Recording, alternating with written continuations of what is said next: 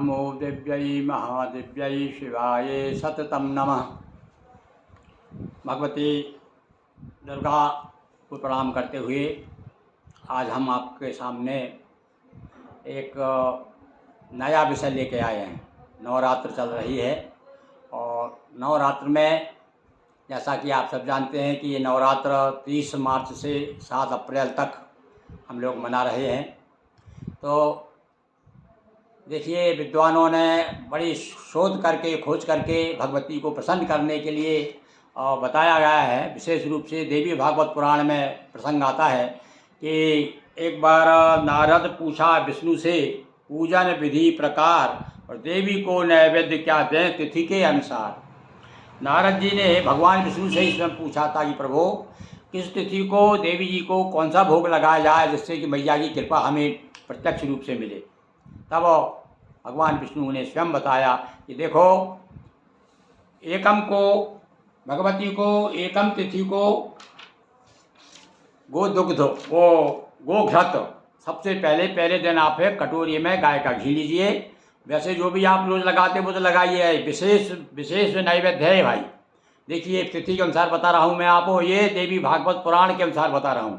तो देवी भागवत पुराण में बताया गया है कि एकम यानी 30 मार्च को आप क्या करेंगे, गोघृत। इससे क्या होगा, रोग शमन होगा। घर में जो भी कोई रोगी होगा उसके निश्चित रूप से भैया कृपा से रोग दूर होंगे। तो आप विशेष नैवेद्य क्या रहेगा आज के दिन 30 मार्च को, प्रथमा गोघृत और द्वितीया को चीनी, दीर्घायु के लिए। इससे किसका क्या फल बताया है, चीनी का बताया दीर्घायु मिलेगी।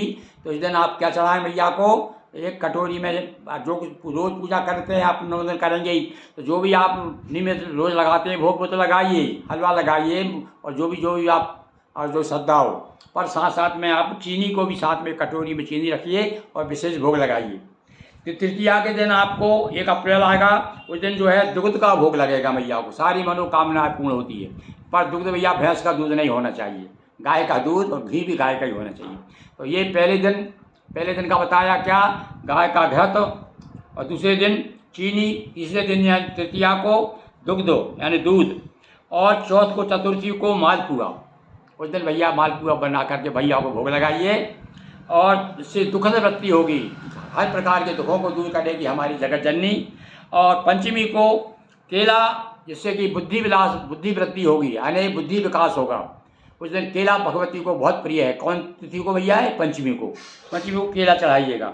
और षष्ठी को यानी छठवीं को, जिस दिन 4 अप्रैल पड़ेगा, उस दिन आप शहद, एक कटोरी में शहद रख करके भगवती को विशेष नैवेद्य जिसे हम कहेंगे वो क्या होगा, मधु होगा। तो उस दिन शहद